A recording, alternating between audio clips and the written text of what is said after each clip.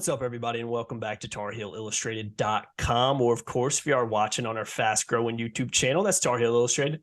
I'm THI staff writer Jacob Turner. Joining me, as he always does, very own publisher Andrew Jones. And, AJ, we're here for another episode of the THI podcast. We're going to be rolling out quite a few of these over the next week or so, and really going into the off season, where we're going to be hitting on specific topics kind of surrounding, in this instance, the Carolina basketball program following the season, which obviously came to an end on Sunday with Carolina declining an invitation to the NIT. So this one's going to be more focused on Armando Bacot, RJ Davis, two guys that I think a lot of Carolina fans are hopeful and expecting to return to the program next season. So, AJ, what kind of insight can you give us on what their situation is right now and kind of what we can expect to maybe happen over the next few weeks, for lack of a better word?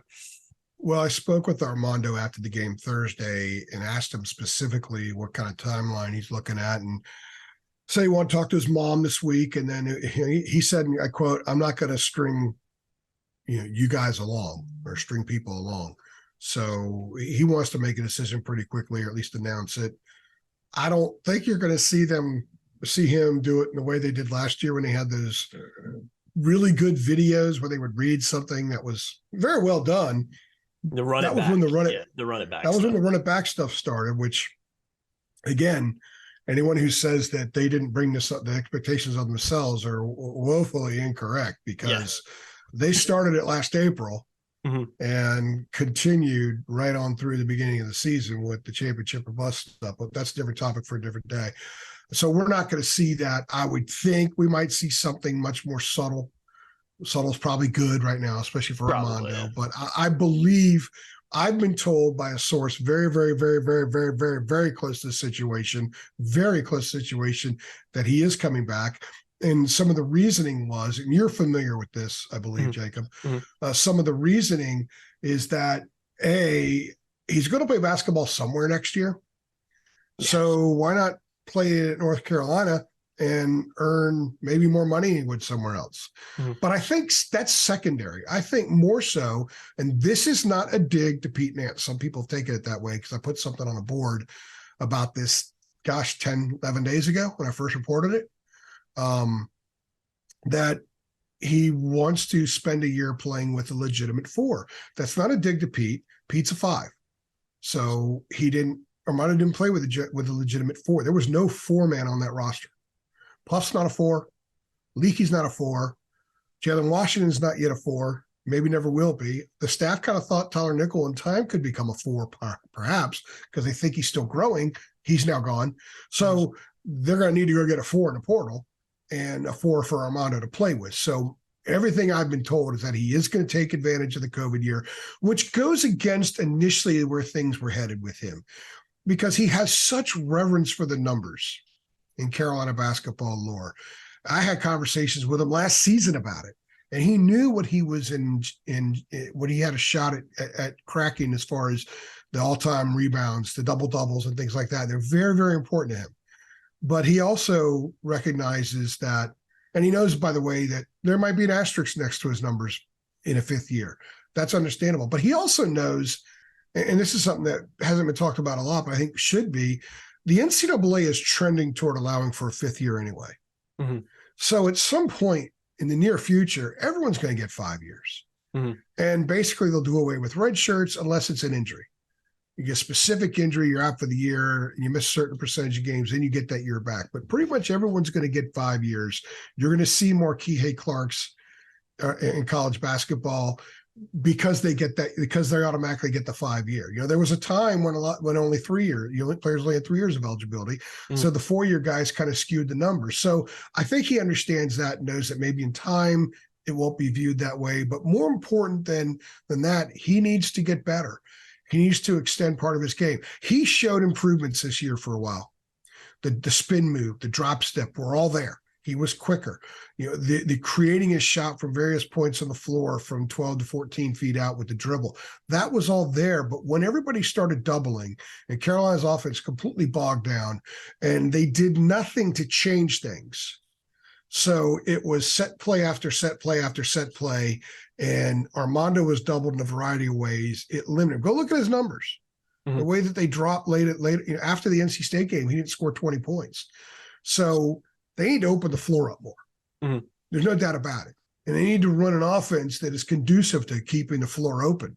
So there needs to be some tweaks there. So part of that means Armando playing with a 4. Part of that means some adjustments they're going to make in their offensive approach at Carolina. And he could benefit from another year. He can make money. He's in getting the master's program. He's in the business school. And he can make himself a little bit more NBA ready or perhaps European ready. Yeah. Because he wants to have a career. Next year is more about what Armando can be as a player at 30 than what Armando will be as a player at 23. So that's why I've been told by a very, very, very, very, very good source that he is coming back, and he'll make that announcement, I guess, next week.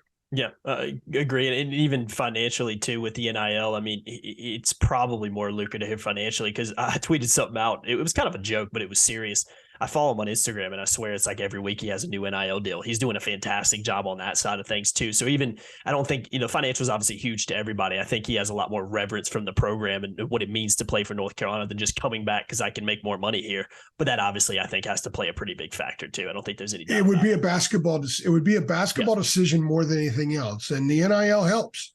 Yeah. Let's make money's money, man.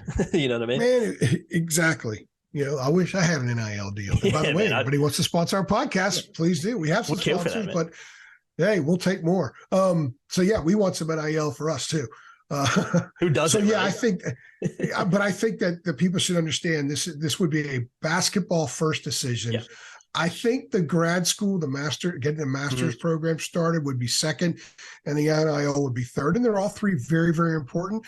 And, good for him to be in a situation where he can make a decision like this, and you could put off going pro while accumulating those 3 experiences for another year. I think that's a wonderful thing.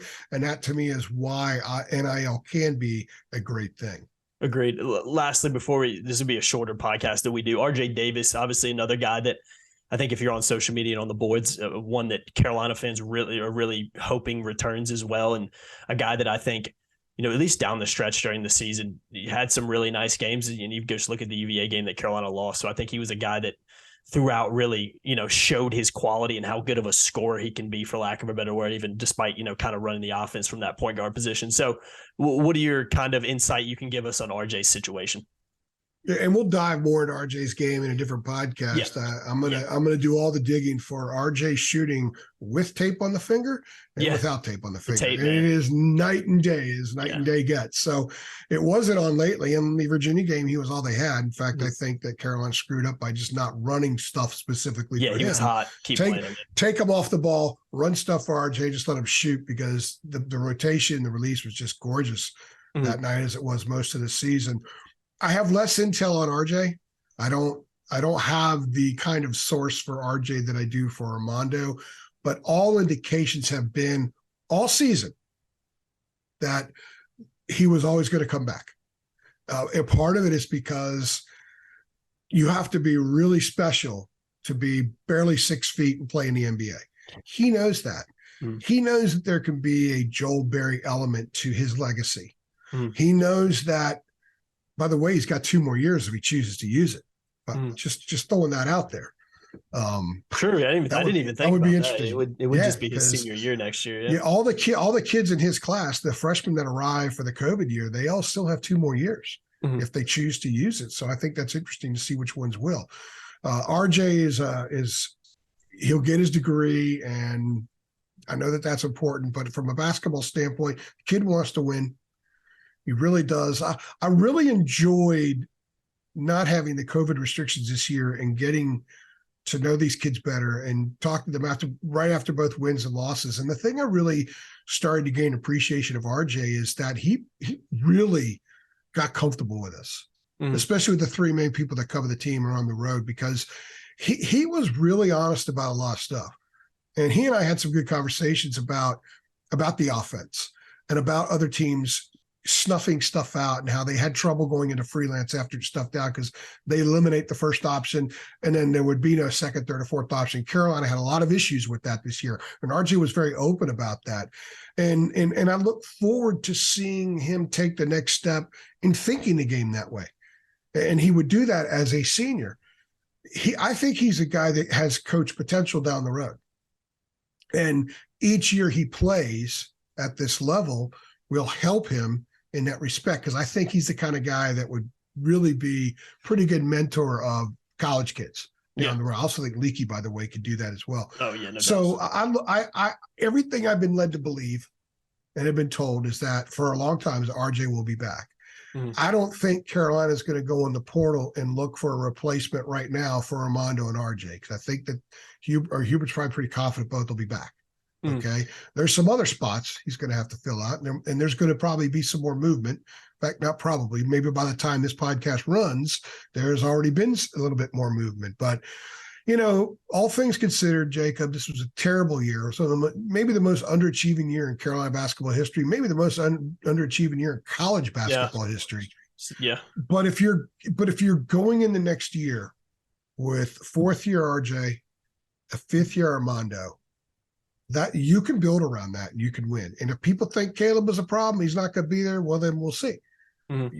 For the fans that want him gone, he'll be gone. You won't have to worry about that. So you'd be building with the two guys that I thought got the least amount of heat this year, RJ and Armando. I think they got the least amount of heat. Leaky did at times, but he hit enough shots. I guess people laid off him some. I don't know. But so I expect them both to be back. That is everything that we have been told. That's the indication from sources and otherwise. But you never know. They're both gone for spring break right now. Yeah. And they're going to come back next week. They're not going to have their exit meetings with Hubert until next week, until they come back. So you never know what kids hear. You never know what opportunities pop up. You never know how things that play out this week might affect their decisions. You never know. So I'm not going to etch anything in stone. But I'm going to tell you that the tea leaves overwhelmingly suggest that both will be back. Yeah. And I'll wrap it up by saying I think that's, like you just hinted at, a positive for North Carolina going into next year when you consider guys that are probably going to leave, small class coming in, not necessarily guys that are going to come in and just light it up as soon as they get here. So, you know, if you were to not get guys like Armando and RJ back, and then you're like, well, good Lord, how many guys you have to get in the transfer portal to even field a roster? So I think it's super, super important that those guys come back. And again, big positives because experience is huge. And especially with a program that's going to be, again, like it is every year, under pressure again next season to kind of turn things around. So we'll go ahead and wrap under more pressure. Yeah, it's going to be fascinating to cover. And again, another podcast. We're going to have so many topical podcasts coming up. But you know, the warm seat, we're going to have one on that too, because there will be a warm seat. Oh, 100%. There's no doubt about it. I think it's already heated up a lot, and I think the credit in the bank, for lack of a better word, from last year, I think kind of evaporated this year. But again, it's canceled out. It's kind of canceled. It's canceled out. Yeah, it's definitely canceled out. And again, let's not do that pod now. We'll do that another one. Yeah, we could be on here for another hour if we did that. Again, another podcast. I got to take my dogs out. Yeah, you got to get a little exercise. I need to do the same, man. And again, we'll be running a lot more podcasts, kind of more niche podcasts like this, shorter form ones as well, throughout the off season, especially over the next couple of weeks. So make sure you stay tuned to that. Also have guys like Brandon P, David Sisk coming on as well. So stay tuned for those podcasts. Keep it locked at TarIllustrated.com. You can sign up for just $8.33 a month. Great time to do so. So much activity right now on the message board. AJ's dropping just intel bombs along with David all over the place, especially with the transfer portal and everything else. And again, let's not forget about football. I know it's spring break right now, but Carolina and we'll be back in the full swing of spring practice starting next week. So make sure you guys keep it locked. TarIllustrated.com. Sign up for just $8.33 a month. I've been Jacob Turner. He's been Andrew Jones. We appreciate y'all watching. We'll see you in the next one. Thanks.